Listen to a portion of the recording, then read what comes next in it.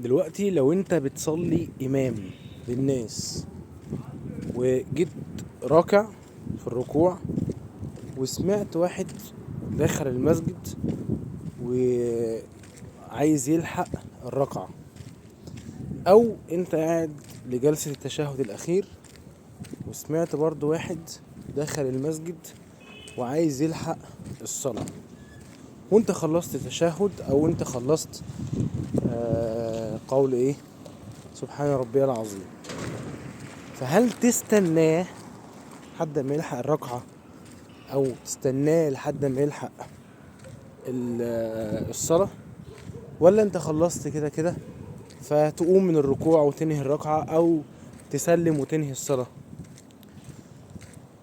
الحقيقة يعني الامر دوت مفيش اي دليل او اي رأي معتمد على كتاب او سنة. يعني مفيش حديث بيقول تعمل ايه، ولا في آية قرآنية بتقول لك تعمل ايه، بس يعني هو اجتهاد شخصي.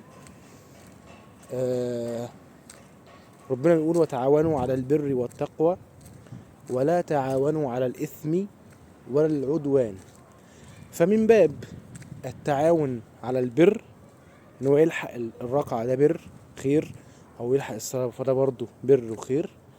من باب التعاون على البر فممكن ان انت تنتظره ثانيتين او 3-4 ثواني لحد ما يلحق الايه الركعة او يلحق الصلاة.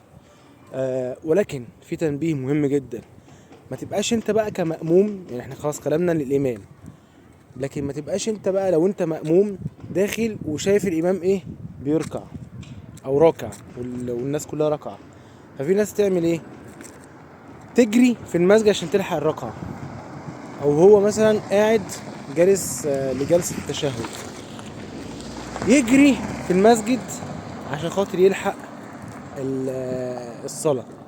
او في حد بقى كمان يعمل حاجة تانية، هو مثلا داخل من الباب، دي ساعات بشوفها، داخل من باب المسجد وهم جالسين لجلسة التشهد، يوم يقعد يعمل برجله اي صوت عشان، او مع مثلا معاه مفتاح يقعد يخروش بالمفتاح عشان الامام ايه يعني يسمعه فيسمع انه في حد جاي فينتظره.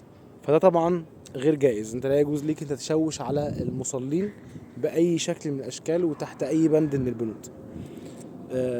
خاطرة جت في بالي قلت اقولها لكم، بس لما اللايتنج بيبقى تيل اند اورنج بيبقى جميل ازاي، ده التيل والسما اورنج، ايه ده العكس سوري السما تيل وده الاورنج، بيبقى جامد جدا. يلا خاطرة جت في بالي، جزاكم الله خيرا، السلام عليكم ورحمة الله وبركاته.